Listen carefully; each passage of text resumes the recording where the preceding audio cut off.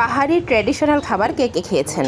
কাপ্তাই লেকের চাপিলা মাছ ভাজি আছে, বাঁশকরল যেটাকে পাহাড়ি ভাষায় বাঁশচুরি বলা হয়, আছে বিভিন্ন সবজির সমন্বয়ে বিশেষ করে বাঁশকরল, ওল কচু, আলু, গাজর, বরবটি এবং চিংড়ির সমন্বয়ে চমৎকার একটা সবজি, আছে মাংসের কলিজা ভুনা, আছে চমৎকার বন মোরগের রেসিপি, আছে বিভিন্ন ধরনের মাংস আর চিংড়ি মিলিয়ে একটা ছোট কিমা করে করে রেসিপি, আছে কাপ্তাই লেকের মাছ, আছে লইট্টে শুটকির ভুনা, আর চমৎকার একেবারে ঝোল ঝোল করে মাংসের চর্বিগুলো আলাদা করে রান্না করে রাখা হয়েছে, আবার মূল মাংসের অংশটুকু সুন্দর করে ভুনা করা হয়েছে। আর এখানে একেবারে বনমোরগের মাংসগুলি চমৎকার ঝাল ঝাল করে রান্না করে রাখা হয়েছে। বাঁশচুরি বা বাঁশকরলের কচি অংশটুকু চিংড়ি শুটকি দিয়ে একটা সুন্দর রেসিপি করা হয়েছে। তাছাড়া রয়েছে চমৎকার সব সবজি সেদ্ধ এবং ভর্তা। যাই হোক, সকাল সকাল আমরা রেডি হয়ে রাঙামাটির উদ্দেশ্যে রওনা দিয়েছি। আমরা বিআরটিসি বাসে করে যাওয়ার চেষ্টা করেছিলাম, কিন্তু সেদিন বেশ ভিড় হওয়াতে আমরা শেষে পাহাড়িকা গাড়িতে করেই যাওয়ার সিদ্ধান্ত নিই। যাই হোক, যেভাবে হোক আমরা পৌঁছে গেছি সুন্দর একটা সকালে। রাঙামাটি রাজবনবিহারের এলাকায় ঢুকতেই চমৎকার এই ফুল বাগানের সাথে আমার দেখা হয়ে গেল। চমৎকার এই ফুলগুলো কি সুন্দর ফুটে যেন আমাদেরকে স্বাগত জানাচ্ছিল।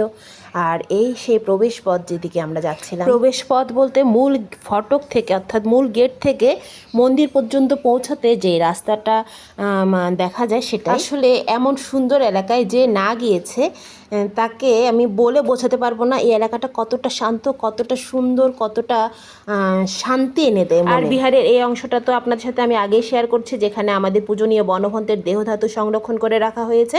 তো সেখানে আমি দূর থেকে আপনাদেরকে ভিডিওটা দেখানোর চেষ্টা করছি, যেহেতু সবাই প্রার্থনা করছিল কাউকে যাতে বিরক্ত করতে না হয় বা আমি যাতে কারো বিরক্তির কারণ না হয়, আমি সেভাবে ভিডিওটা করার চেষ্টা করছিলাম। রাঙামাটি যাওয়ার মূল উদ্দেশ্যই তো বিহার এবং বনভন্তের দেহধাতু পরিদর্শন বা শ্রদ্ধা জানানো, পুণ্য অর্জন করা। যাই হোক, রাজবনবিহারের প্রতিটা কোণায় আমার কাছে বেশ সুন্দর, আকর্ষণীয় এবং একটা প্রাণের একটা ছোঁয়া পাওয়া যায় বলে মনে হয়। দেখুন এর চারপাশটা কত সুন্দর, দূরে লেক দেখা যাচ্ছে আর প্রচুর গাছপালা, ঘন বন, ঘন সবুজ একটা প্রান্তর দেখা যাচ্ছে। আর এই পাশেই আমি যেখানে দাঁড়িয়েছিলাম প্রথমে, সেটা হচ্ছে এই মন্দিরটার আসলে ওই ব্যালকনিতে। আর এখানে সেই পূজনীয় বনভন্তের দেহধাতু আমি আপনাদেরকে দেখানোর চেষ্টা করছি দূর থেকে, যেহেতু এখানে সবাই প্রার্থনায় রত ছিলেন, তাই কারো যাতে বিরক্তির কারণ না হয় সেভাবে আমি দূর থেকে ভিডিও ধারণ করার চেষ্টা করেছি।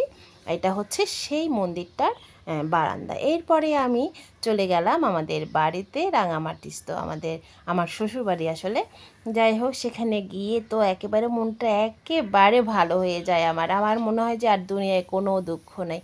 দেখুন এত সুন্দর বাগান, পেঁপে গাছে পেঁপে ধরেছে, এর ফলে প্রতিটি ফুল গাছ, বিশেষ করে লেবু গাছ আমি আপনাদের সাথে আগেও শেয়ার করেছি।